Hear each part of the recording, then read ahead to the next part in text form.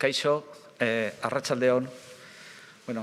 Hitzaldi hau Sigfrido Kotx-Bengoetxea kearen eta lainoaren artean erakusketarekin lotutako jardueren barruan kokatzen da. Irudi zitzaigun gaur egun ona zela hitzaldi honetarako eta gerra zibileko emakumeen argazkiei buruz hitz egiteko. Mari Santos Felguera ezaguna da argazkigintzaren historien munduan, batez ere emakume argazkilaritzari buruz egindako ikerketengatik. Eulalia Abaitoa bilbotarrarekin gertatzen den moduan. Mari Santos artearen historia doktorea da Madrilgo Unibertsitatea Konplutensean eta irakasle unibertsitate horretan, eta Bartzelonako Pompeu Fabran unibertsitatean. Berriki argitaratu ditu Cabañas de Cristal, erretratu galeriak eta argazki estudioak Espainian, eta La mirada cautiva Gironako CRD-iren daguerrotipoen bilduma. Mari Santosek bere begirada bereziaren bidez argazkilari emakumeen papera erreskatatu eta aldarrikatzen du argazkilaritza jaio zenetik. Hitzaldi hau gustoko izatea espero dugu. Bukaeran galdera orduko irekiko dugu. Buenas tardes. Esta charla forma parte de las actividades relacionadas con la exposición Entre el humo y la bruma, Sigfrido Kotx-Bengoetxea. Nos parecía que hoy era un buen día para esta charla y para reivindicar el papel de las fotógrafas en la guerra civil con la conferencia de Mari Santos. Mari Santos García Felguera es muy conocida en el mundo de la historia de la fotografía, sobre todo por sus trabajos de investigación dedicados a las fotógrafas, desde los comienzos de la fotografía hasta la primera mitad del siglo XX, como es el caso de la bilbaína Eulalia Abaitoa. Mari Santos es doctora en Historia del Arte por la Universidad Complutense de Madrid y fue profesora de esta universidad entre 1983 y 2008 y en la Pompeu Fabra de Barcelona entre 2008 y 2015. En las dos puso en marcha asignaturas de Historia de la Fotografía. Recientemente ha escrito en los catálogos de invitadas Fragmentos sobre mujeres, ideología y artes plásticas en España en el Museo del Prado y La mirada cautiva, colección de daguerrotipos del CRI de Girona. El último libro, publicado el año pasado, es Cabañas de Cristal, galerías de retrato y estudios de fotografía en España. Mari Santos, a través de su mirada especial, rescata y reivindica el papel de las mujeres fotógrafos desde el nacimiento de la fotografía. Y para terminar, me gustaría reivindicar el personaje, aunque es ficticio, que trae en su escrito sobre el daguerrotipo, sobre la fotógrafa Gertrude Lorimer. Esperemos que sea de vuestro agrado esta conferencia y al final de la misma abriremos un turno de preguntas. Mari Santos, cuando quieras. Eskerrik asko, Pancho. Arratsaldeon. Siento no poder hacer toda la conferencia en euskera, ya me gustaría, pero desgraciadamente no lo puedo hacer. Quiero dar las gracias al Museo de San Telmo por invitarme a participar en estas actividades, a Marilis Valenciaga por hacer todo tan sencillo y, desde luego, a todas las personas que han venido aquí esta tarde. Para mí es un gustazo estar en San Sebastián, estar en el museo y, además, venir invitada por dos amigos que son los responsables de la exposición de Sigfrido Kotx, Juancho Egaña y Li Fontanella, que es el padre, el maestro de todos los que nos dedicamos a este oficio de la historia de la fotografía. Hoy es un día especial porque es 14 de abril, con lo cual se conmemoran cosas agradables, pero al mismo tiempo el tema de la conferencia es un tema duro. Entonces, intentaremos que una cosa suavice la otra. Pensando también en suavizar un poco, es por lo que he empezado con esta imagen, que me parece un poco una alegoría casi de lo que pasó, ¿no? Este coche que blindan a mano, que lo regala la compañía de ferrocarriles a uno de los ejércitos de la República y que lo arreglan como pueden y lo camuflan como pueden y lo fortifican como pueden, ¿no? Realmente viendo algunas de las imágenes, algunas de las fotografías, de algunas de las actividades, uno piensa cómo iban a ganar la guerra, era imposible. Bien, vamos a hablar de las mujeres, de las mujeres que hicieron fotografías en la Guerra Civil. Aquí tenemos a una mujer bien vestida, a la moda de los años 30, con zapatos de tacón, elegante, subida en lo alto de un coche, en la baca de un coche y haciendo una fotografía en una calle de Barcelona, una calle llena de gente y en buen tiempo. Los hombres van en mangas de camisa, las mujeres van en manga corta y los árboles tienen hojas. Hay algunas personas que miran a la fotógrafa y hay otras que miran a la persona que está fotografiando a la fotógrafa, es decir, miran más acá de la mujer que está tomando las fotografías. Sabemos que la fotógrafa que ha tomado esta imagen es Margaret Michaelis, es decir, que en esta fecha indeterminada de 1936-1937, no sabemos exactamente qué día es,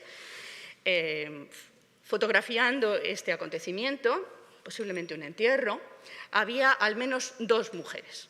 En este lugar había al menos 2 mujeres. La fotografía está guardada en Australia, en la National Gallery de Australia, donde hay muchas obras de esta fotógrafa, y está catalogada como el entierro de Durruti, pero difícilmente puede ser el entierro de Durruti porque Durruti murió el 20 de noviembre, lo enterraron el 23, murió en Madrid, lo enterraron en Barcelona el 23, y la filmación que hay, existe una filmación de ese entierro y algunas otras fotografías, se ve que la gente va vestida de una manera más adecuada al mes de noviembre de lo que vemos aquí. En cualquier caso, a mí la fotografía me sirve y la traigo como símbolo y como prueba de que hubo fotógrafas durante la Guerra Civil y también para recordar que ha habido fotógrafas, que ha habido mujeres manejando las cámaras de fotos desde el primer momento. Tan desde el primer momento como desde que Daguerre, un siglo atrás, en 1869, puso en marcha el daguerrotipo o desde que Fox Talbot puso en marcha el calotipo. Ya cuando se hacían fotografías en placa metálica o fotografías con negativos de papel y positivos de papel, había mujeres trabajando, había mujeres que se ganaban la vida como retratistas al daguerrotipo, como la que tienen aquí a la izquierda, Berta Beckham, una alemana que se fue nada menos que a Estados Unidos durante un tiempo a trabajar.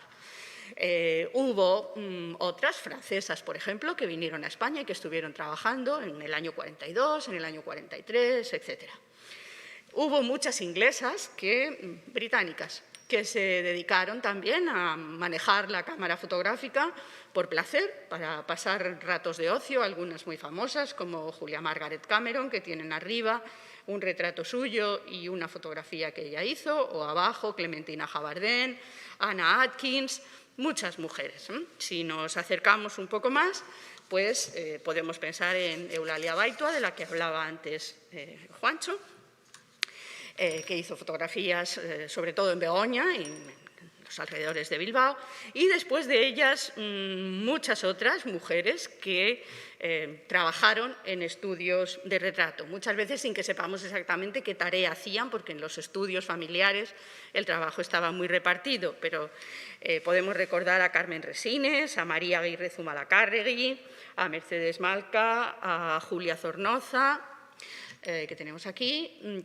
y que ya trabajaba en el momento de la Guerra Civil, y a Agustina Zugasti, que se quedó con el negocio de Fotocarte cuando su marido Ricardo murió en 1936, muy poquito antes de que empezara la guerra. He traído esta foto, que es justo de los primeros años de la guerra, cuando ya era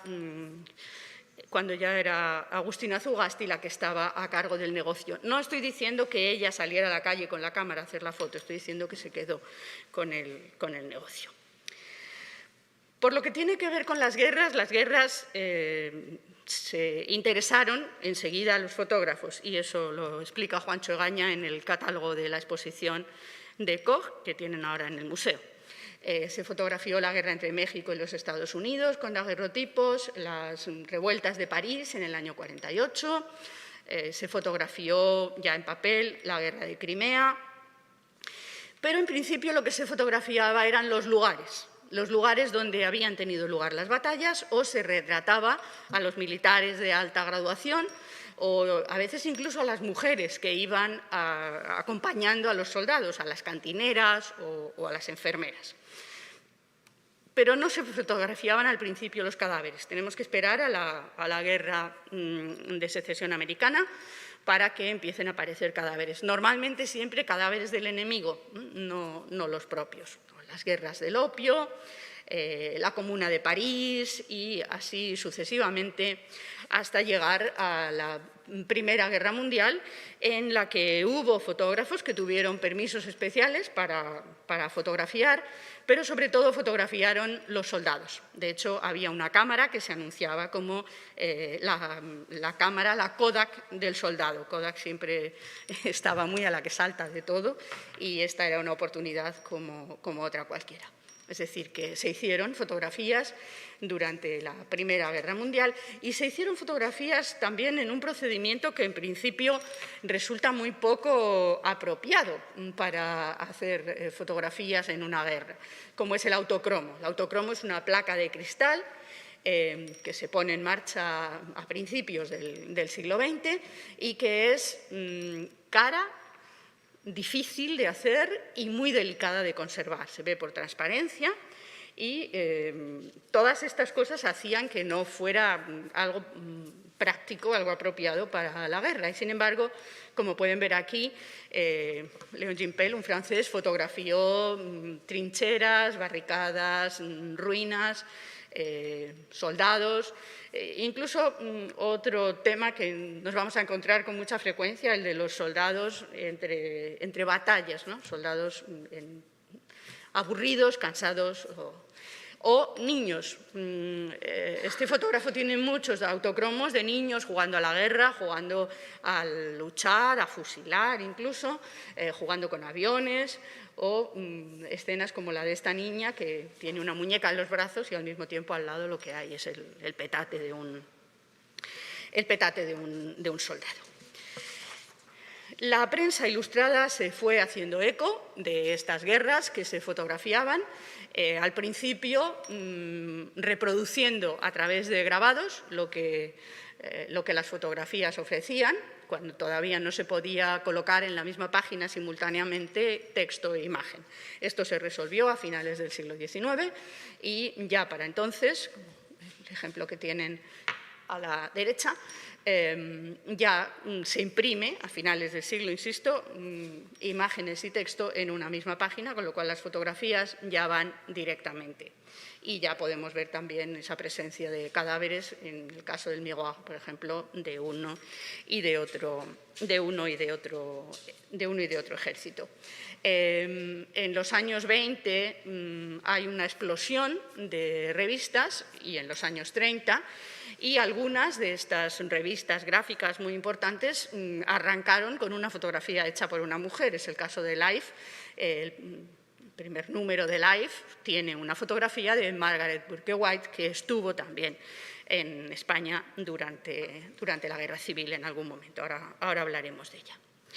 Por entonces, hacía muy poco tiempo que habían hecho su aparición las cámaras ligeras. El año 25, el año 24, el año 29, la Leica, la Hermanox y la Rolleiflex, que son las cámaras que más van a utilizar, sobre todo en la Guerra Española, la Leica y la Rollei. Cámaras que tenían la ventaja de que eran ligeras, pesaban poco y al mismo tiempo eran luminosas, con lo cual permitían una cierta rapidez. A través de revistas, las fotografías que se hicieron durante la Guerra Civil se difundieron, revistas, periódicos, incluso libros también, buscando una imagen propagandística que en muchos casos lo que pretendía era contrarrestar la imagen que los rebeldes estaban dando de lo que sucedía en España. Entre las personas que recorrieron España durante los años de la guerra hay un número importante de mujeres, como pueden ver ustedes aquí. El primero que siempre viene a la memoria es Gerda Taro, pero además de Gerda Taro hay muchas otras. Muchas otras que además yo creo que ofrecen muchas posibilidades de investigación para la gente joven que tiene ganas de ponerse a trabajar en estos temas. Yo creo que justamente el de las fotógrafas durante la Guerra Civil es un filón que tiene mucho, que ofrece muchas posibilidades. Hay más, entonces, de las que se piensa en principio y, como ha escrito Alberto Martín hablando de Gerda Taro, él dice que Gerda Taro empezó fotografiando la Revolución y acabó registrando la guerra. Es un poco lo que les pasó a todas. En los primeros años, la imagen, en los primeros momentos, en los primeros meses, la imagen que se desprende de sus fotografías, como ahora veremos, es una imagen optimista, una imagen en la que aparecen muchas mujeres, milicianas y no milicianas, hasta tal punto que ahora mismo la fotografía que sirve de cartel para la exposición de Campañá, que hay en el Museo Nacional de Arte de Cataluña, es precisamente una fotografía de una miliciana, una fotografía que recoge ese primer momento de optimismo en el que realmente se pensaba que se podía cambiar el mundo, que se estaba haciendo la revolución. Estas mujeres son mujeres jóvenes, en algunos casos diríamos hoy que son mujeres muy jóvenes, entre 24 y 34 años, en su mayoría extranjeras, muchas vienen del este de Europa, varias son de ascendencia judía, de familias burguesas, hay alguna aristócrata y casi todas, no todas, pero casi todas están vinculadas ideológicamente a la izquierda. No de manera monolítica, porque unas están más cerca de la anarquía y otras están más cerca del Partido Comunista, sobre todo. Margaret Michaelis, que era una de las mayores, tenía 34 años, era austríaca, un sitio que hoy actualmente es Polonia, era de una familia burguesa y había estudiado fotografía. Era una fotógrafa, había estudiado en Viena y ya tenía una carrera como fotógrafa. Había tenido un estudio abierto en Praga, después había tenido otro en Berlín y se estableció en Barcelona antes de que empezara la guerra, se estableció en el año 33, huyendo del nazismo y en relación con los círculos anarquistas al que pertenecía ella y al que pertenecía también su compañero. Es decir, que cuando empezó la guerra civil, ella ya estaba en Barcelona, ya tenía un estudio, Fotoelis, en el que hacía publicidad y en el que hacía también fotografías para los arquitectos más innovadores de Cataluña en ese momento y había hecho fotos ya desde el año 32 de niños y de casas, de habitaciones en el barrio chino de Barcelona. Es decir, que ella lo que hizo una vez que empezó la guerra fue trabajar para las revistas anarquistas en relación con la CNT y con la FAI. Se fue a mediados del año 1937, dejó España y se fue. La más famosa quizá de todas, Margaret Burke White, a la que conocen todos ustedes por las típicas fotos de los campos de concentración. Tenía 32 años y también era una mujer que tenía una carrera ya importante como fotógrafa. Había fotografiado la depresión, la gente en América profunda, en la depresión americana. Publicaría ese libro, han visto sus rostros, del cual he puesto un par de páginas.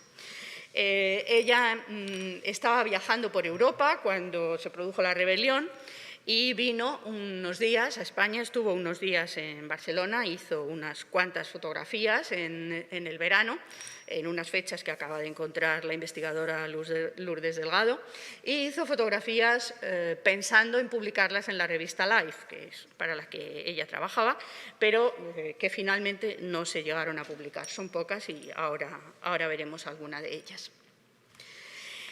También tenía 32 años la inglesa Enid Margaret Hamlin Fellows, Claude Quinault, por su matrimonio con el conde de Quinault, con un conde inglés que le dejó el título, que conservó para siempre, aunque se divorciaron a los 3 años de casarse, y que firmaba sus fotografías como Claudette.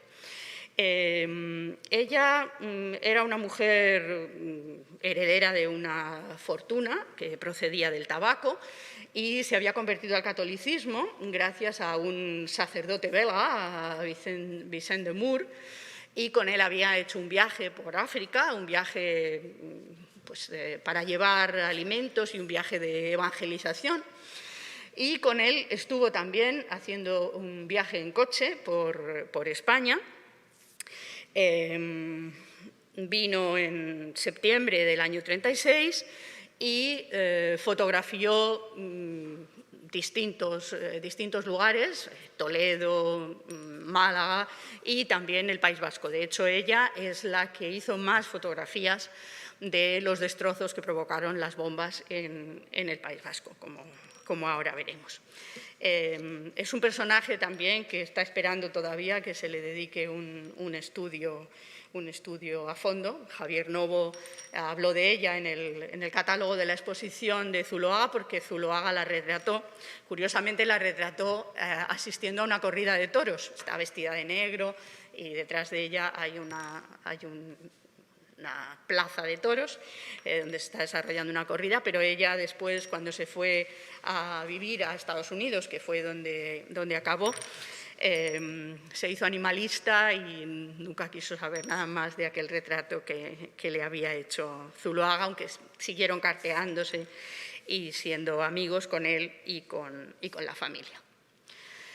La catalana Ana María Martínez Sagi es uno de estos personajes, una de esas nuevas mujeres de los años 20 y 30, tenía 29 años, procedía de una familia burguesa también y era, como pueden ver aquí, deportista 100%, fue campeona de lanzamiento de jabalina, subcampeona de tenis, esquiaba, nadaba, en fin, participó en la formación del club deportista femenino o algo así se llamaba, que pretendía ofrecer esas posibilidades de hacer deporte a las mujeres y, como curiosidad, fue la primera mujer directiva del Club de Fútbol Barcelona.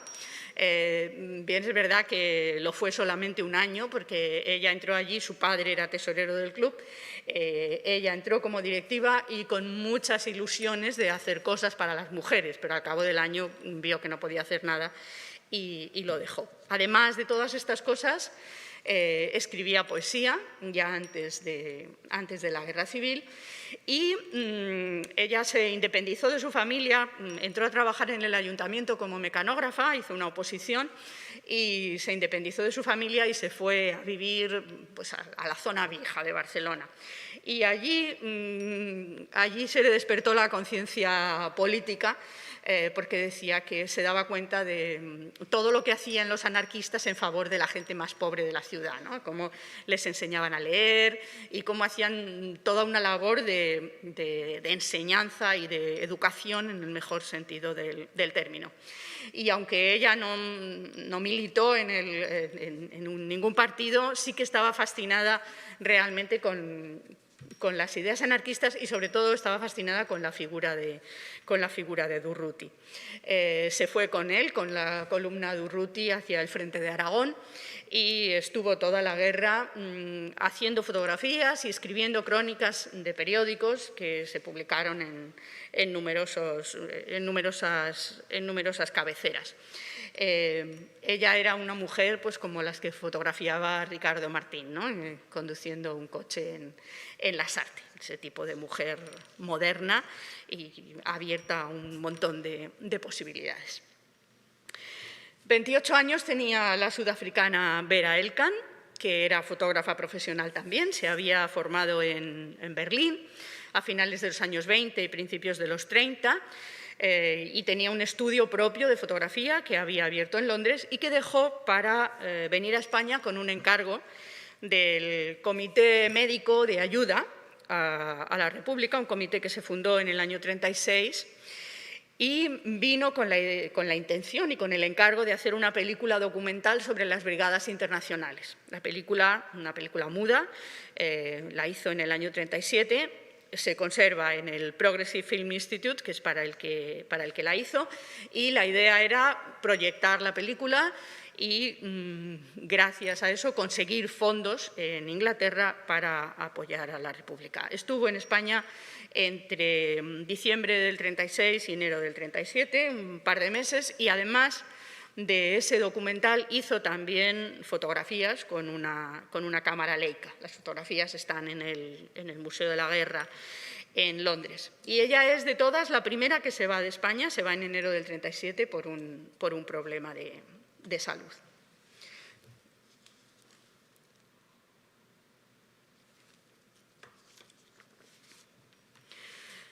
Bueno, es bien conocido que Gerda Taro tenía 26 años cuando vino a la Guerra Civil y que murió muy pocos días antes de cumplir los 27. Ella era alemana, de Stuttgart, de una familia polaca y había huido a París en el año 33.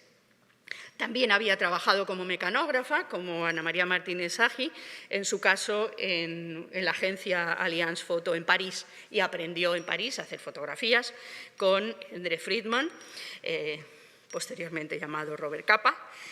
Tuvo la primera acreditación como fotógrafa en el año 36, llegó el 5 de agosto y su carrera como fotógrafa se desarrolla entera en España, con visitas intermitentes, no estuvo todo el tiempo seguido, en medio estuvo también en París y trabajó para revistas como Vue, Regard, Ce Soir, revistas ligadas al Partido Comunista. Y aunque ella no fue militante del Partido Comunista, sí que a su muerte el Partido Comunista compró la tumba en la que está enterrada y le hizo un gran homenaje. No voy a entrar en la cuestión de las fotos que hizo Capa, las fotos que hizo Taro, las fotos que hizo Kim, solamente recordar que en el año 36, en un momento de antisemitismo furibundo, era mucho más seguro llamarse Gerda Taro, que sonaba muy parecido a Greta Garbo, y llamarse Robert Capa, que sonaba muy parecido a Frank Capra, todo muy americano, que usar sus verdaderos nombres. Y la prueba de que el truco funcionó y sigue funcionando es que un libro publicado en el año 2000, publicado por Arantzazu Sandizaga, que hace un libro muy interesante que se llama Ve y cuenta lo que pasó en España, Mujeres extranjeras en la Guerra Civil, un libro en el que se recogen textos de muchas mujeres que pasaron por España o que estuvieron relacionadas con España durante la Guerra Civil. Pues bien, en una de las introducciones de este libro, la autora habla de Frank Capa, es decir, que sigue recordando el origen del Robert, el nombre original que dio nombre a Robert Capa. Como saben, Gerda Taro murió en la batalla de Brunete, atropellada por un tanque cuando se estaban retirando. La llevaron al hospital del Escorial, pero murió allí, pues eso, un par de días antes de cumplir 27 años.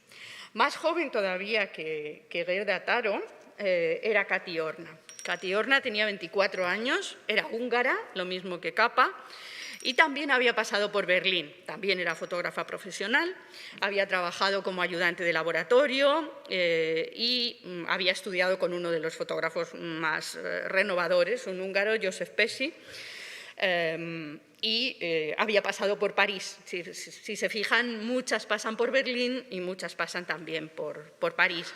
Y la huida de Berlín o de Praga o de Viena o de cualquiera de estos lugares era siempre por la llegada de los nazis al poder. Lo mismo que Margaret Michaelis, Kati Orna se mueve en los círculos anarquistas y llega a España en enero del año 1937 y se va en los últimos días de la guerra, después de haberse casado aquí con un dibujante, un cartelista, José Horna, y de haber trabajado para la Oficina de Información y Propaganda de la CNT-FAI. Abajo tienen el carné. Tenía una Rowley y era una especie de reportera oficial, de los anarquistas, y publicó en numerosas publicaciones, algunas de ellas, algunas revistas muy cuidadas, como por ejemplo Umbral, que se subtitulaba Semanario de la Nueva Era, pero publicó en Tierra y Libertad, en Mujeres Libres, y publicó también fotografías en algunos libros. Seguramente a Katy Horna la tienen asociada con esas fotografías que después hizo en México, cuando se fue de España, en el círculo de Remedios Varo y de la fotografía surrealista. 24 años tenía también Ruth von Bildt, una mujer de familia suiza, pero que nació en Barcelona. Su padre dirigía una empresa muy importante, la Central Catalana de Electricidad, una empresa de capital suizo. Ella nació allí y estudió allí, pero cuando estalló la Guerra Civil se marchó de Barcelona, aunque en el año 38, en verano del 38, volvió para trabajar con la ayuda suiza para los niños refugiados en España. Y se quedó hasta el final de la guerra, cuando los sacó por Cataluña. La ayuda suiza era una institución, casi podríamos decir, que reunía 14 instituciones diferentes formadas por gentes de tendencias, de ideologías, incluso de religiones diferentes, pero que todas estaban de acuerdo en ofrecer ayuda, en principio en ofrecer ayuda a España, a los niños de España. De hecho, ofrecieron ayuda a los dos ejércitos, pero el ejército rebelde, el ejército de Franco, rechazó esa ayuda, y la ayuda tampoco le hacía mucha falta, pero la ayuda se centró en las zonas que controlaba la República. Como digo, ella no era fotógrafa profesional, y las fotógrafas que hizo estaban destinadas, por un lado, a los informes que ella presentaba a la institución que la apoyaba, y también a fotografías personales, el fondo familiar. De hecho, actualmente se puede ver en Barcelona una exposición hecha sobre el álbum que ella reunió y en el que se conservan estas fotografías que ahora veremos. Y seguramente las personas de la sala que saben más que yo de guerra civil están echando de menos otro nombre importante entre las fotógrafas de esta época, y es el nombre de Tina Modotti. Efectivamente, Tina Modotti estuvo también en España durante la guerra civil. También a Tina Modotti la asociamos con México. Ella estuvo durante la guerra civil aquí, pero no estuvo trabajando como fotógrafa. Ella estuvo haciéndose cargo del Socorro Rojo Internacional. Escribió, eso sí lo hizo, con seudónimo para la revista del Socorro Rojo, la revista Ayuda, Semanario de la Solidaridad, varios artículos, hablando sobre todo de mujeres y de niños. Tina Modotti era italiana, había pasado por Estados Unidos, había sido costurera en un taller, había sido actriz de Hollywood, lo dejó y pasó todo tipo de penalidades que uno se pueda imaginar, y aproximadamente en el año 30, estando en Berlín, decidió que la fotografía pasaba a un segundo plano, y de hecho en España no hizo fotografías. Hay algunas teorías por ahí que aventuran que quizá unas manos que aparecen publicadas en un libro es una fotografía que ella hizo. No hay nada cierto. Y se cuenta también otra historia de que cuando estaban en el Congreso de Intelectuales, ella estaba allí también, y tanto Robert Capa como Gerda Taro la reconocieron como la fotógrafa importante y prestigiosa que era, y le preguntaron: ¿cómo estás en España y no estás haciendo fotos? Y ella dijo: no puedo hacer dos trabajos. Para ella en ese momento el trabajo realmente importante era la organización del Socorro Rojo. He traído una foto del año 2013 porque Ahora que es tan difícil hacer monumentos a personas, a veces cuando se hacen monumentos pues son o pastiches decimonónicos o cosas absurdas, hubo un homenaje de alguien, que no se sabe quién fue, que en el año 2013 en una calle de Madrid, en la calle Altamirano, pegó esa fotografía de Tina Modotti en una pared como reconocimiento a la labor que ella había hecho en España. Ella estuvo en Madrid trabajando en el Hospital Obrero de Cuatro Caminos, y después estuvo también en Málaga.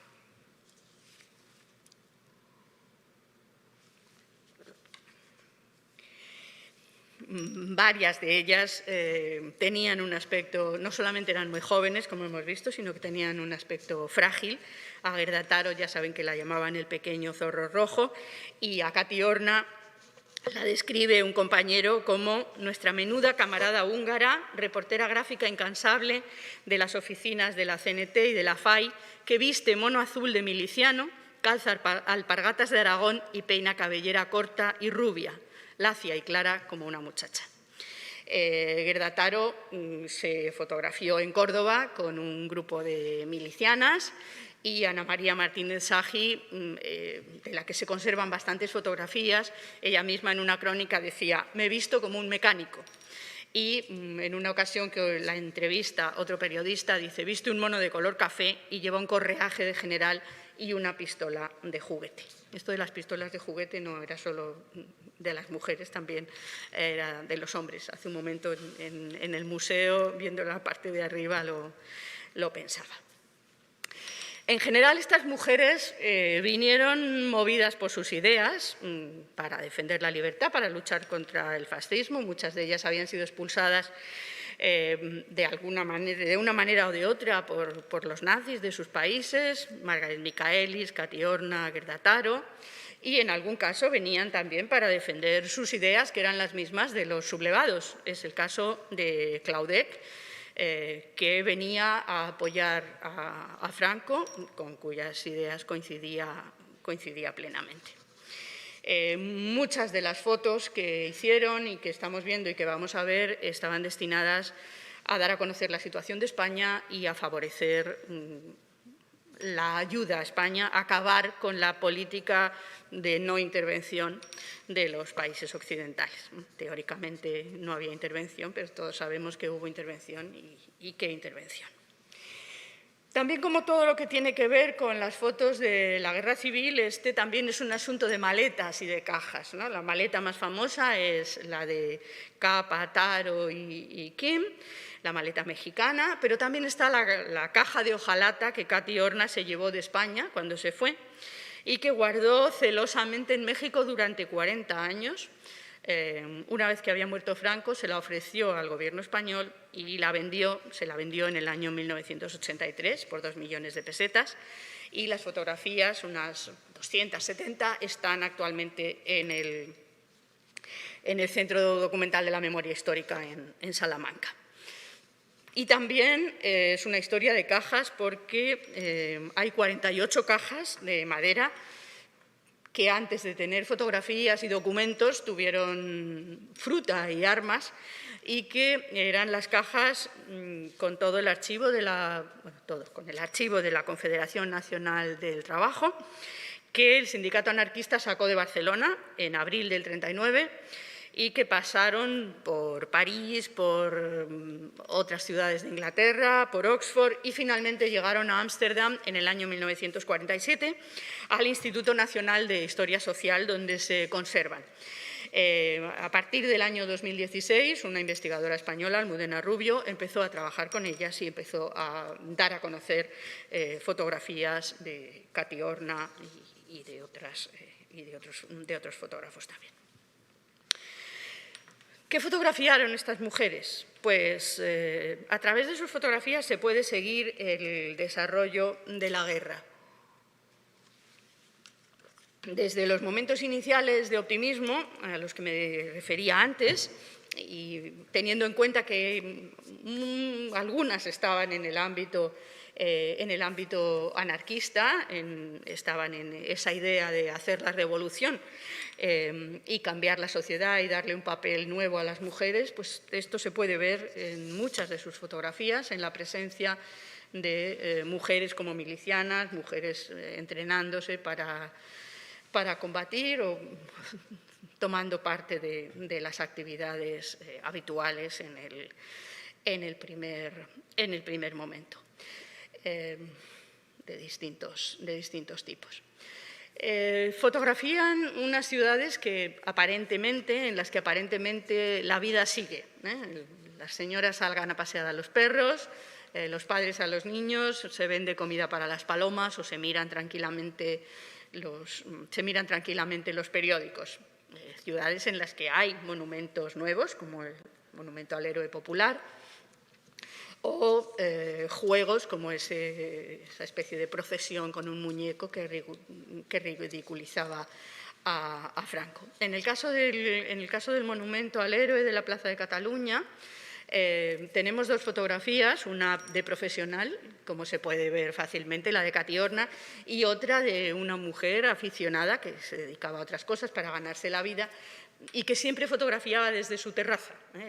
Su plató era la terraza y desde ahí fotografiaba la calle. Pero en este caso fotografió la Plaza de Cataluña también con la gente en un día cualquiera y la llamó así, 7 meses de guerra. Carmen García Pedrosa, que dejó de fotografiar después de la guerra porque no podía comprar material y tardó unos años, hasta los 50, en volver a fotografiar. Este es otro de los caminos que hay. La fotografía doméstica, la fotografía familiar, de gente que no era profesional, pero que hizo algunas fotografías durante la guerra y que se están empezando a conocer ahora y que es un camino que nos puede también enseñar mucho sobre estos años. Nos enseñan también en los primeros momentos imágenes felices de los niños que juegan a la guerra o que venden gorritos de la FAI como un pin para colocarse, distintas de ellas, o niños, niñas que se acercan a los teatrillos que se montaban en la calle, abiertos a todo el mundo. O en el caso de Vera Elkan, por ejemplo, los voluntarios de las brigadas internacionales en Albacete, donde llegaban y donde se formaban, donde llegaban algunos, como podemos ver, acababan de llegar y ni siquiera tenían un mínimo uniforme que ponerse, ¿no? Empiezan la instrucción con la ropa que habían llegado.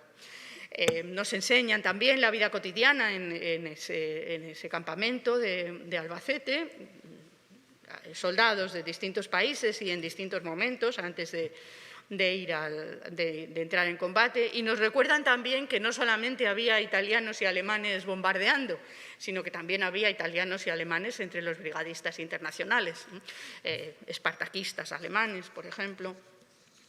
Y nos recuerdan también que quedaba tiempo para hacer turismo, ¿no? en Alcalá de Henares, para ir a ver la casa donde nació Cervantes, o los cementerios de las brigadas internacionales. Arriba en la exposición he visto también un entierro de uno de los soldados, ¿no?, del bando rebelde. Fotografiaron el trabajo de los campesinos, sobre todo en las tierras que se habían colectivizado en la zona de Aragón. Eso fue un ejemplo de cómo se podían poner en práctica algunas ideas anarquistas y eso atrajo a mucha gente, a muchos extranjeros que vinieron a verlo, como Emma Goldman, a la que ahora veremos. Campesinos y campesinas además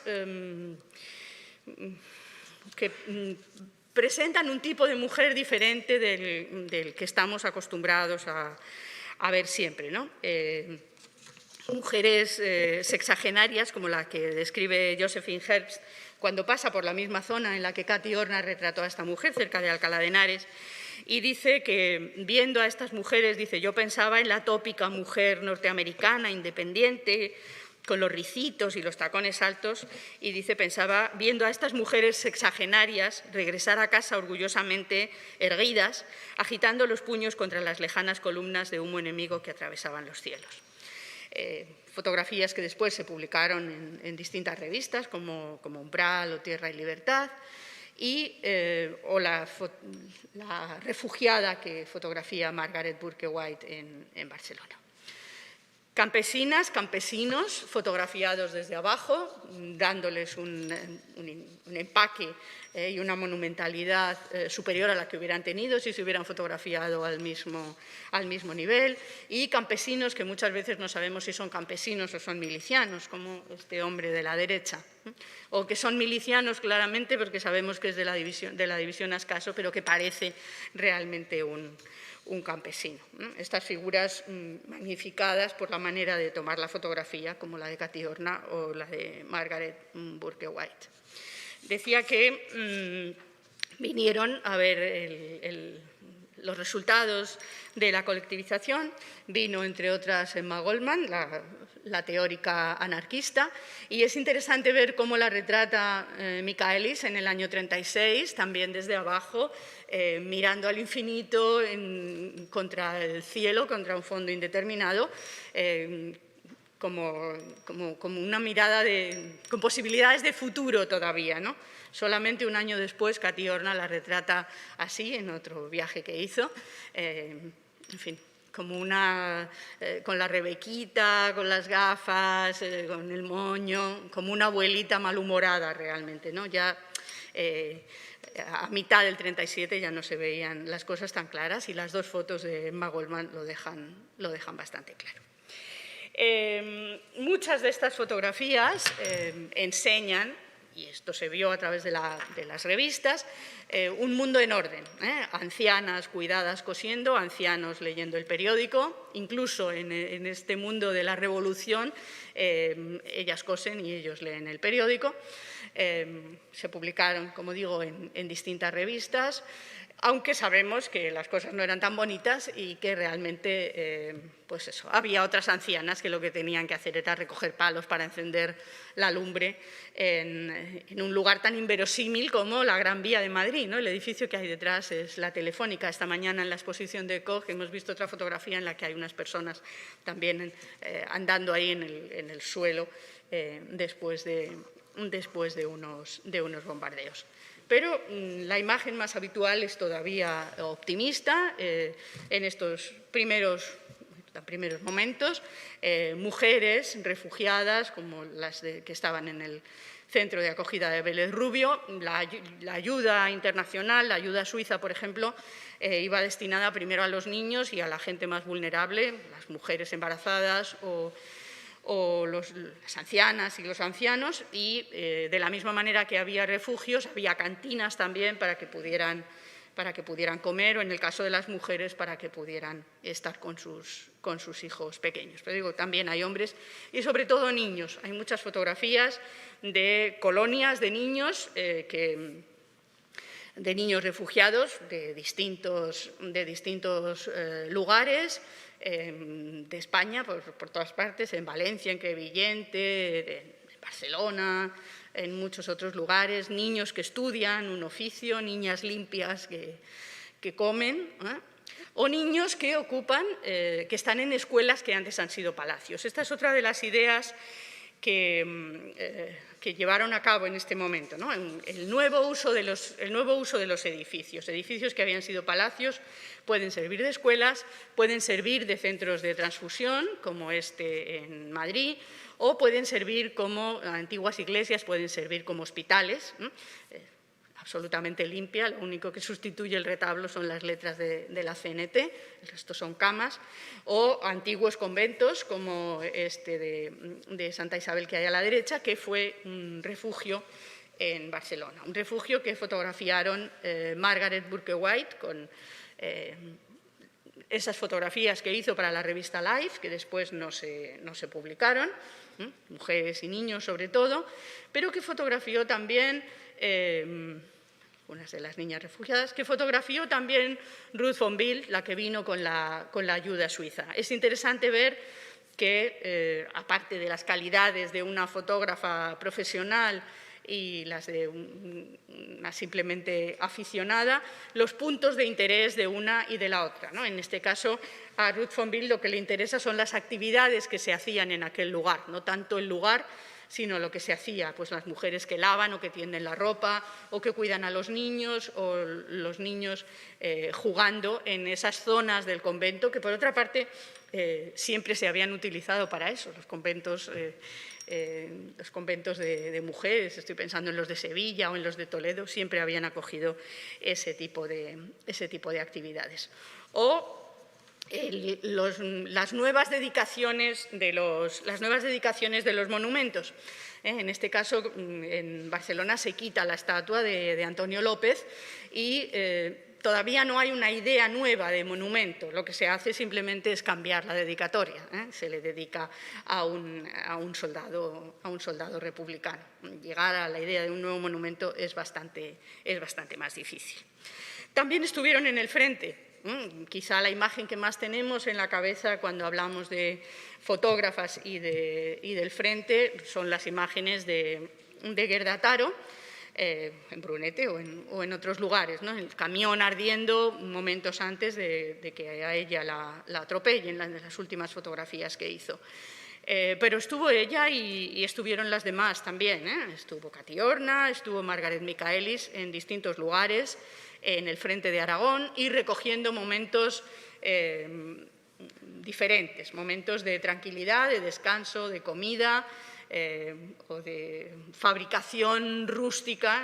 Veíamos un coche blindado rústicamente, pues aquí también una fabricación rústica de un aparato para lanzar bombas. Pero también estuvo Ana María Martínez allí. Y aunque en principio no debían ir los fotógrafos y las fotógrafas al frente, lo que cuentan los relatos de las mujeres es que no era tan difícil ir, no era tan difícil conseguir un permiso. Lo difícil era conseguir un medio de transporte muchas veces. Y Ana María cuenta que ella quería ir al frente de Aragón y dice que el general Piqués le puso a su disposición un coche, su propio Chevrolet, y 2 milicianos para que la acompañaran hasta Grañén, que era donde quería ir. Dice, además de un Winchester con el que yo no sabía qué hacer. Y algo parecido cuenta Josephine Herbst en su caso en el frente del Jarama. Dice, el general me sonrió, selló una carta y me dijo que uno de los muchachos me llevaría a las líneas del frente. Podría quedarme unos pocos días si así lo deseaba. Es decir, que la idea de que realmente la Guerra Civil Española fue la guerra donde los fotógrafos tuvieron un campo amplio es cierta, ¿no? La propia Ana María Martínez Sagi cuenta que dice que pudo fotografiar todo lo que quiso, aunque luego la censura algunas fotos no se las publicó. Y eso lo cuenta en este artículo que apareció en La Noche, un periódico de Barcelona para el que ella escribía habitualmente, y en el que la censura censuró algunos párrafos de la entrevista que a ella le hacen, ¿no? En un sitio le preguntan por qué tal se está y dice, hace sol, y de repente dice, la temperatura, y ahí ya deja de escribir, o en otro sitio dice, lo peor, y lo peor lo han tachado para que no aparezca. Algunas de las fotografías que ella publicó, fue otra de las que estuvo herida también, de poca importancia, pero también tuvo una herida en el frente. Y algunos otros temas, las iglesias, por ejemplo, como lugar donde colocar fotografías, unas fáciles y otras difíciles. Algunas aparecieron después en distintos, esto es del Daily Worker, por ejemplo, y las fotografías destruidas. Hemos visto iglesias, las fotografías no las iglesias, hemos visto iglesias convertidas en hospitales o en refugios, pues podemos ver también iglesias quemadas, destruidas en los primeros momentos de la guerra en Andalucía, que fotografió Claudet, que iba con el ejército rebelde y iba fotografiando los lugares que iban tomando. Y aquí tenemos estos ejemplos de Marbella, donde ella firma Foto Claudette y casi siempre añade destruido por los rojos. En unos casos era así, como pasó pues con las iglesias o con las casas del Paseo de la Caleta de Málaga. En otros lugares, como pasó en el País Vasco, pues no era así. Aquí tienen otros ejemplos de Málaga y ejemplos también de Durango, de Guernica. Aquí un ejemplo de un interior de iglesia relativamente destrozado, el retablo está todavía, y la otra cara de la moneda, unos soldados vigilando algunas pertenencias, entre otras algunas que procedían de iglesias. Claudette estuvo en Málaga, estuvo en Toledo y estuvo en el País Vasco. En Toledo también entró con las tropas rebeldes cuando tomaron el Alcázar y hizo algunas fotografías. Si se fijan en la derecha verán algunas incongruencias y esas incongruencias son más claras aquí. Claudette está haciendo un fotomontaje, cosa que era relativamente no, cosa que era muy habitual y que se utilizaba mucho. En la gráfica de la República utilizó mucho el fotomontaje. Pongo un ejemplo aquí de otra mujer, de Manuela Ballesteros. La diferencia es que en el caso de la revista Orto no se pretende ocultar en absoluto que esto es un fotomontaje. Evidentemente es un fotomontaje y se presenta como tal, ¿no? En el caso de Claudette se intenta ocultar tanto aquí como aquí, que se trata de un fotomontaje para hacerlo más agresivo.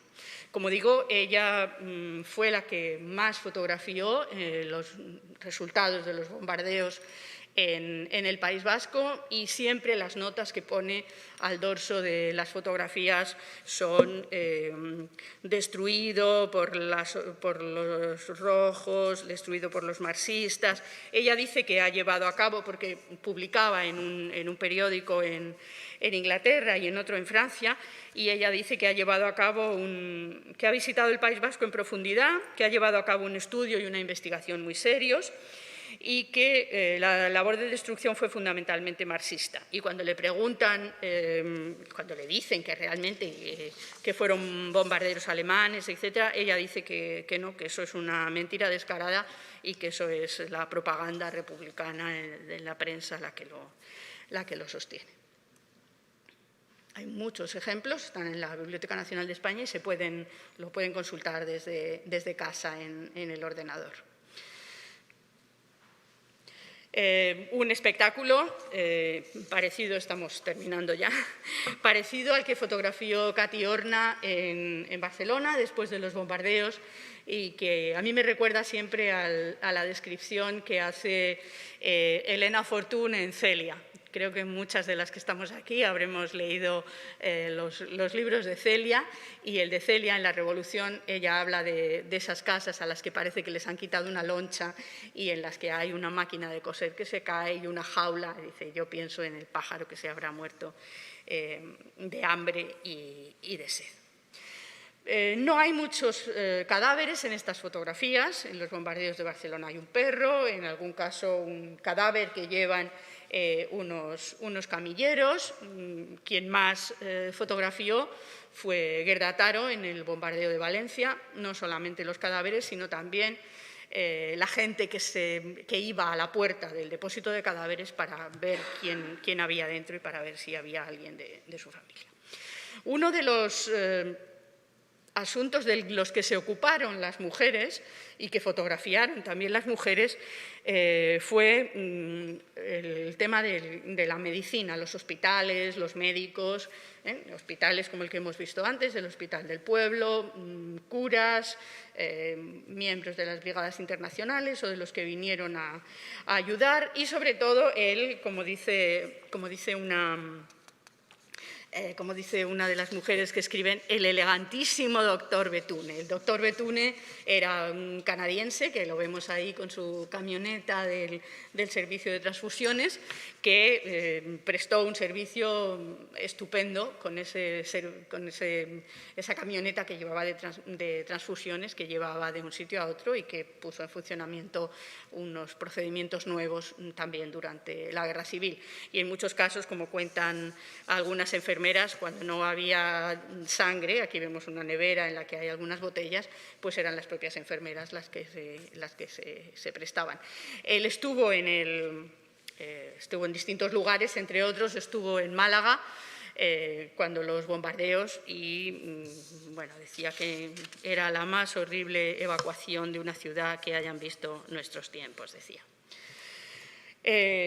Las mujeres fotografiaron también entierros multitudinarios como el de Durruti o como los de Berneri y Barnieri, son anarquistas también. Durruti, que es un caso interesante también de conversión de una figura en un mito, ¿no? En ese escaparate de Valencia, junto a un paisaje o a un retrato enmarcado de un niño o a una representación de la República, aparecen fotografías de Durruti que se vendían para colgar en las paredes. Y algunos temas muy poco habituales, como es un interrogatorio a unos prisioneros rebeldes. Aunque sabemos que las cosas no siempre eran así de bonitas, también hay algún testimonio contemporáneo en el que una enfermera dice: hemos tenido cerca de una docena de heridos fascistas, prisioneros aquí, que ante su asombro han recibido la misma asistencia que cualquiera de los otros pacientes. Dice, incluso los oficiales que los entrevistaban lo hacían educadamente, que no debía ser la única ocasión. Y la retirada de la población civil la podemos seguir a través de las fotografías de Ruth Bonville, cuando se llevó de Cataluña a los niños refugiados. Niños refugiados, como saben, estuvieron saliendo durante mucho tiempo. Los niños de Bilbao, por ejemplo, se fueron a Inglaterra, a Southampton, se fueron 4.000, y también hay relatos de la llegada de los niños y de la acogida que tuvieron. Aquí, en este caso, cuando ya era imposible seguir, lo que hicieron fue marcharse en 2 camiones que tenían, marcharse con las mantas al hombro. Uno de los camiones se les rompió por el camino. Y tenemos imágenes no solamente de ellos, de su éxodo, sino también de la gente que se iban encontrando por el camino. Ruth Bonville fotografió también a las personas que se encontraban, ¿no? A las mujeres, con los niños, con los colchones al hombro, los campamentos improvisados que hacían para dormir, y los describió también en un libro que publicó y que se llamaba Huir de Cataluña. Hace una descripción muy precisa de cómo era esta huida. Afortunadamente, esos niños fueron a parar a una nueva colonia, a la colonia del Château de Lac, en Sillan, en el sur de Francia, donde estuvieron hasta un año aproximadamente, hasta que o los repatriaron o fueron con sus padres o se reunieron en Francia con los que estaban allí. Y quiero acabar con algunas fotos que pertenecen a ese ámbito un poco más privado, como también en realidad son algunas de las de Ruth Bonville, porque algunas, como dije antes, eran para la institución que la financiaba, pero otras eran para ese álbum personal que ahora se ha reproducido en Barcelona. Una mujer que era aficionada a la fotografía y que era, pues, como las que hemos visto antes, como la que hemos visto en Las Artes conduciendo, como Ana María Martín de Sagi, una mujer moderna que tenía pantalones cortos y era capitana de barco, etcétera, etcétera, hizo una fotografía durante la Guerra Civil desde la ventana de su casa. Desde un piso alto fotografió la cola del pan. Una cola del pan como la que describe Elvira Lindo, si han leído su último libro, A Corazón Abierto. Ella describe la cola que hacía su padre cuando era pequeño y estaba en Madrid, en casa de su tía, pues una de esas colas en las que hay mujeres y niños, que son los que no están en el frente. Y hace una fotografía muy interesante porque, por un lado, hace un documento sociológico de cómo era la vida en la ciudad durante la guerra, pero por otro lado hace un juego plástico también muy interesante, ¿no? Con las diagonales, con las figuras achatadas, con las sombras alargadas, con el juego de cuadrados y rectángulos, con las verticales. Una pena que no haya más que esta fotografía de estos años. Ella se tuvo que exiliar también, se fue a Francia y en Lyon hizo algunas fotografías también parecidas desde su propia casa. Hubo alguna enfermera de las que estuvieron en la guerra que hicieron fotos personales, como la australiana Agnes Hodgson, fotos de los hospitales en los que trabajó, sin embargo no fotografía ni operaciones ni trabajo, simplemente son fotografías cotidianas y personales y casi más de asueto que cualquier otra cosa, ¿no?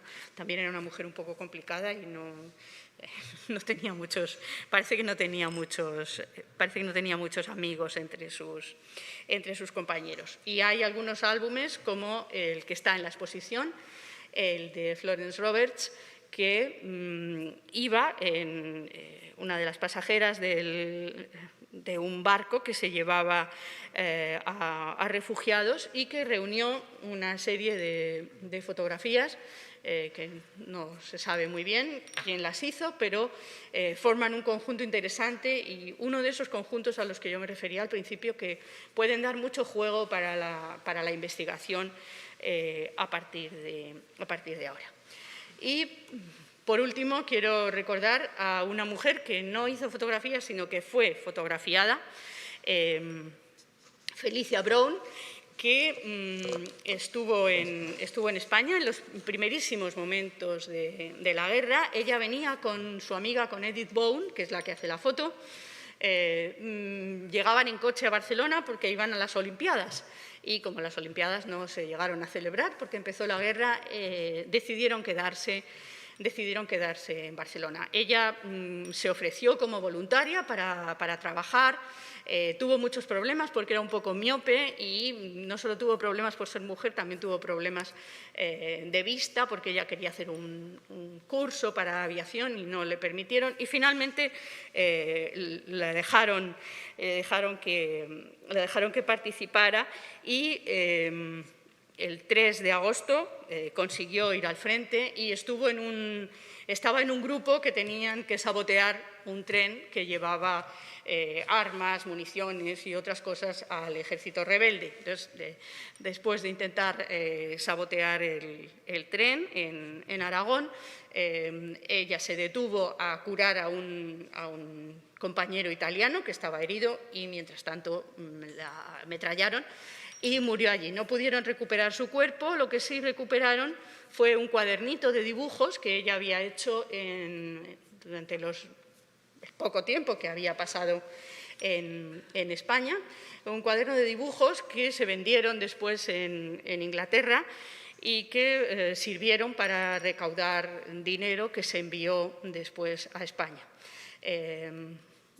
Algunas amigas, alguna gente le hizo un homenaje unos meses después en Inglaterra y me parece que un día como hoy está bien recordarla, ¿no? Siempre parece que Gerda Taro es la primera que murió luchando junto al Ejército de la República. Bueno, pues en este caso ella tuvo la desgracia de morir mucho antes y siendo además también una mujer joven y además escultora. Ella tenía una profesión, había estudiado escultura en Alemania, es decir, que venía también con conocimientos modernos y, por otra parte, sabía que era lo que estaba pasando en los primeros años 30 en Alemania, y me parecía que se merecía este homenaje. Nada más, muchas gracias.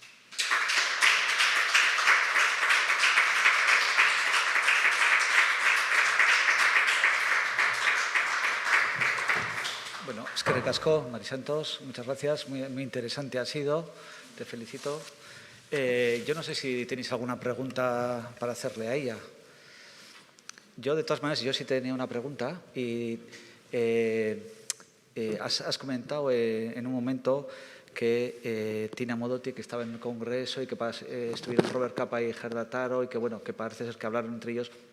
Pero entre todas las mujeres que estuvieron en la guerra y que publicaron en las revistas gráficas como Life, Regards, en periódicos como Ce Soir, ¿hubo alguna interrelación entre ellas o antes o después de la guerra o durante la guerra? O sí? Pues fíjate que es una cosa... Gracias. Es una cosa curiosa que no he encontrado relaciones. Incluso ahora, por ejemplo, esta mujer, en el hospital en el que ella estuvo también Katy Horna, y por las fechas coincidieron. Katy no escribió, pero ella sí escribió, y además a veces hace descripciones muy pormenorizadas y cuenta cosas con mucho detalle, y sin embargo no hace ninguna alusión a su estancia allí. Sí que se sabe que Katy Horna conocía a Capa, desde luego, los dos eran húngaros y se conocían en París, pero no hay relaciones entre ellas. En algún caso hay relaciones con otras milicianas, por ejemplo, Ana María Martínez Sagi, si recuerdan, en una de las fotos del periódico que he puesto, sale con otra miliciana, cogidas por el hombro, y hay una descripción. Ella cuenta en una de las veces que va al frente, dice, hay una chica gallega, menudita, muy guapa, que está aquí con este batallón, y dice un poco, la tienen como, no sé, como la muñeca del batallón, ¿no? Ella misma habla de ella de una manera no excesivamente respetuosa, ¿no? Y sí que a veces las que escriben, a veces mencionan, no sé si es Herbst o cuál de ellas ahora mismo es, la que dice que pudo conseguir llegar al frente donde quería, una de las escritoras, gracias a un fotógrafo americano que había, pero ni siquiera da el nombre del fotógrafo. Sí, yo creo que es un camino también que hay que tirar de los hilos. No se conocían hasta hace poco muchos de los textos que escribieron las mujeres, ahora cada vez hay más y más accesibles, y yo creo que sí que acabarán encajando cosas.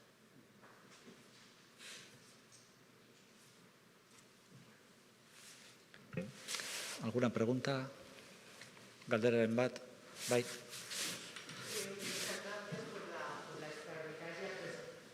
Presentación que has hecho. Gracias. Yo soy completamente inexperta en estos temas y me ha parecido que hay un caudal de conocimiento enorme.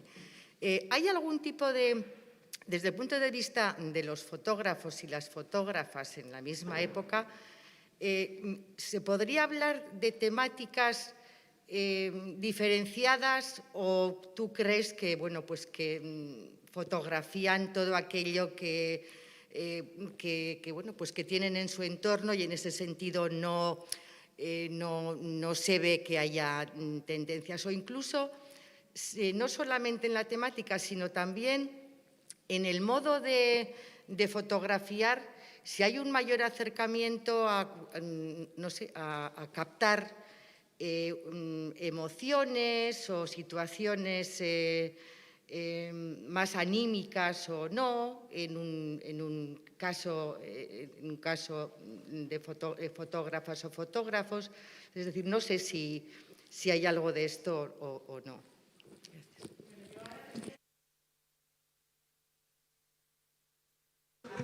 Tendría que contestar con el tópico de me alegro mucho de que me haga esta pregunta, pero realmente es una pregunta que yo me temía, y ayer, viniendo para acá con mi pareja en el coche, veníamos hablando precisamente de este tema. Yo, en principio, a mí me cuesta, y ahora hablo en general, no solamente de las fotógrafas de la guerra civil, sino en general, a mí me cuesta ver muchas veces esa mirada femenina de la que a veces se habla, ¿no? Yo siempre pienso, si a mí me enseñan esta foto, no hablo de ninguna de estas, esta foto. Yo tendría ¿me da alguna pista para saber si la ha hecho una mujer o la ha hecho un hombre? A mí esto me parece un problema muy grande. En el caso de las fotógrafas de la guerra civil, yo creo que más que con que sean mujeres o hombres, yo creo que tiene que ver con la ideología y con el pensamiento que tienen o en el que se han formado o con, iba a decir, o con el medio para el que trabajan, pero realmente en el caso, por ejemplo, de las anarquistas o de los comunistas, trabajan en medios que les son afines, ¿no? Entonces, yo creo que, por ejemplo, esa atención que hay en Michaelis o en Katy Horna, sobre todo, que quizás son muy claras, esa atención que hay a las mujeres, a los niños, a la gente anciana, todo esto, yo creo que tiene que ver más que con el hecho de ser mujeres, con el hecho de su ideología anarquista y de que estaban pensando, bueno, estamos haciendo la revolución y vamos a cambiar el mundo, y el mundo tiene que cambiar por aquí. Yo creo que va por ahí. O, por ejemplo, en el caso de Vera Elkan, pues su acercamiento a los niños refugiados, por ejemplo, o en el caso de Ruth von Bild, tiene que ver con el trabajo que estaba desarrollando. En el caso de Vera Elkan, porque tiene que hablar de las brigadas internacionales y le interesan también las actividades médicas. Quizá le encargaron que hiciera ella el reportaje por el hecho de ser una mujer, no lo sé. O Ruth von Bild pues, trabajó con los niños porque era maestra y tenía una sensibilidad especial hacia ellos, pero también estaban trabajando con gente mayor.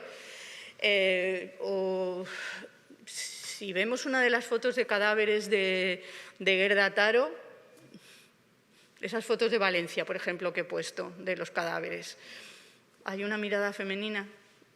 No lo sé, de verdad, honradamente, es una pregunta para la que yo no tengo respuesta. Las fotografías de Vera Elkan, de Claudec, por ejemplo, esas fotografías de los destrozos del País Vasco, sin ir más lejos. ¿Quién las ha hecho? ¿Una mujer? ¿Un hombre? Es un problema muy difícil y yo, sinceramente, para el que no tengo respuesta. No sé, pero por ejemplo en las imágenes de Claudec, ¿no te parecen que marcan mucha distancia, que son imágenes como muy frías, ¿no? desde la distancia, ¿no? O sea, sí, les faltan cercanía, ¿no? Falta el factor humano, ¿no? Hay mucha frialdad quizás, ¿no? En esas imágenes, ¿no? No sé. Distancia con... Claro, ella fotografía fundamentalmente ruinas. Pero a veces hay algunas de las fotografías, yo solo he traído, tengo que aclarar también, las que por detrás ponía claramente foto Claudec, porque en la Biblioteca Nacional hay otras que a veces las utilizaron otros fotógrafos, tienen otros sellos y no se puede decir a ciencia cierta que lo sean. Pero a veces hay una mujer con una lechera parada charlando con un señor o dos niños que pasan por la calle. Sí que hay una distancia entre las ruinas y ella, o en las que he puesto de Barcelona, por ejemplo. Pero ¿en qué fotógrafo hombre pensarías que esté más cerca o que se implique más con la ruina, por ejemplo? Sí, no sabría decirte, ¿no? Simplemente planteaba eso, ¿no? La frialdad a la hora de hacer las imágenes, ¿no? Sí. Sí, en su caso, hombre, yo creo que una cierta frialdad tenía que haber y, desde luego, un convencimiento muy firme de sus ideas para mantenerlas por encima de todo, ¿no? Uh-huh. ¿Y los fotógrafos en el bando opuesto? ¿Fotógrafos en el bando...? Claudec. Esta, la de las ruinas que estamos diciendo, la de las ruinas del País Vasco, estas son de Claudec, esa aristócrata a la que me refería antes, hizo todas estas fotografías de ruinas y son las que les contaba. Hizo estos fotomontajes también del Alcázar de Toledo y estas otras de Málaga. Y como decía, en unos casos eran edificios que había quemado el pueblo en los momentos inmediatamente posteriores a la rebelión, y en otros momentos, como es el caso del País Vasco, pues eran bombarderos alemanes los que habían venido a destruir las cosas, pero ella siempre añade eso. Es el único caso que me he encontrado, puede que haya alguno más. Tengo que decir también que no hay un libro que se llame Fotógrafas en la Guerra Civil Española. Hay biografías de las fotógrafas importantes, de Tina Modotti, de Margaret Michaelis, de Ana María Martínez Sagi, por ejemplo. Se sabe muy poco porque la sacó Prada hace unos años, publicó un libro sobre ella, recuperándola no como fotógrafa, sino como poeta, que es lo que fue fundamentalmente. La recuperación de todas ellas es una recuperación muy, muy reciente, muy de los últimos años. Entonces, hacen falta todavía muchos estudios y hacen falta, pues eso, establecer lazos, establecer relaciones y seguramente hay más. Pero a esta es a la que hemos llegado. Hay, por ejemplo, una aristócrata, que no me voy a acordar ahora mismo de su nombre, estuvo casada con Vilallonga unos años, y ella entró también con las tropas de Franco en los lugares, en Madrid, por ejemplo. En el momento en que entraron en Madrid, ella iba con ellos y describe también pues, cómo fue la entrada, la alegría inmensa, todo Madrid saliendo a la calle contentísimo porque entraban las tropas de Franco al final de la guerra. Siempre habla de una infanta y habla de otro grupo de aristócratas que estaban con ella, pero hace falta mucha investigación todavía.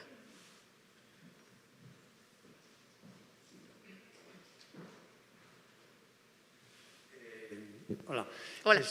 En referencia a que estaba diciendo si las fotógrafas de guerra se diferencian de algo de los fotógrafos, si esto es representativo de las fotógrafas, yo creo que sí se puede ver alguna diferencia. Por ejemplo, las fotos que he descifrado Cocha aquí, por poner un ejemplo, hay cantidad de fotos de bombas, de armas, incluso hay una exposición de armas en el Cursal de los rebeldes, hay bombardeos. En cambio, las fotógrafas, a mí me parece más sociológico, ¿no? Si esto es representativo, ¿eh? Después también quería preguntarte ¿qué tal se conserva los originales? O sea, ¿será todo celuloide lo que hay? Porque es más de 80 años. Porque normalmente cuando cuando hacen los fotógrafos, tiran varios rollos, positivan una décima parte. Entonces, ¿se puede seguir positivando cosas para tener más información? ¿En qué estado están los originales y se guardan?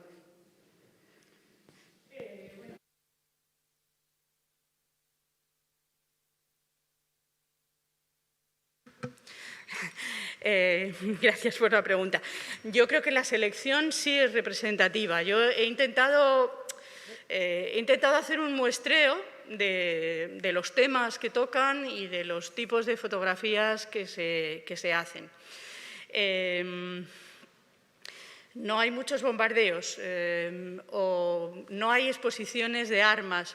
Yo no me he encontrado con que ellas fotografíen armas cogidas al enemigo, como hay aquí en la exposición, por ejemplo, ¿no? Entre otras cosas porque pobrecillos y no podían coger nada prácticamente, ¿no? Incluso yo con las que hay aquí en la exposición, esta mañana también lo hablábamos, yo tengo mis dudas que todas esas armas que ponen ahí como cogidas al enemigo fueran realmente cogidas al enemigo y no fueran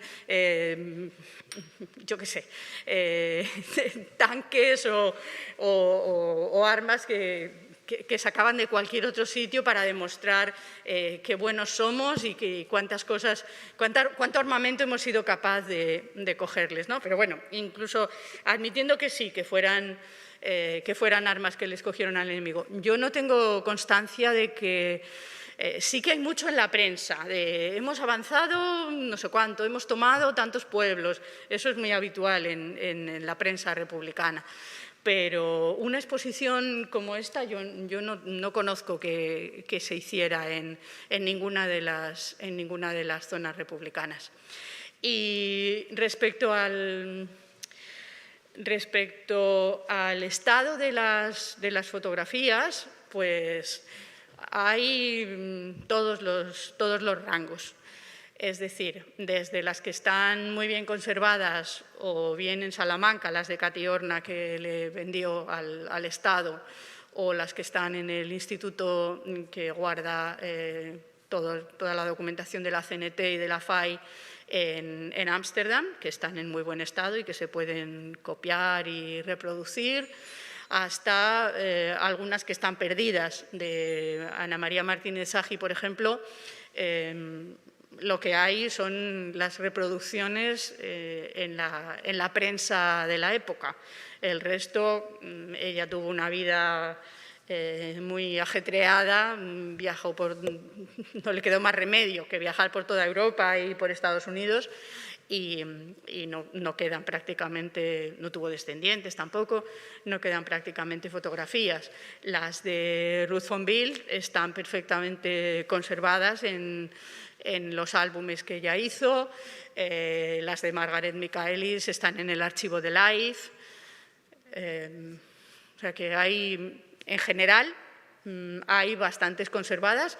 Fue un momento muy importante cuando se empezaron a estudiar las cajas de Ámsterdam, porque ahí aparecieron como 500 obras, no recuerdo el número exacto ahora, pero 500 obras o más de Catiorna, de Margaret Michaelis, y eso fue un punto importante. O las 270 que están en Salamanca también, de Catiorna.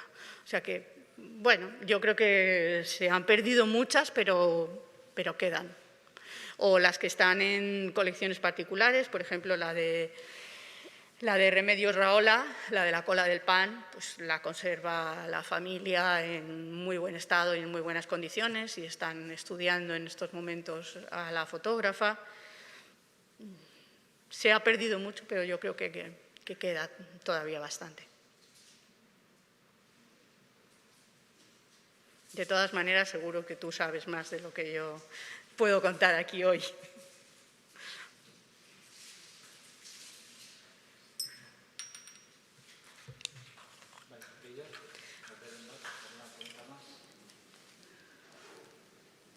Bueno, oye, pues nada, muchísimas gracias, Casco, y esperemos que vengas por aquí a más. Eskerrik asko.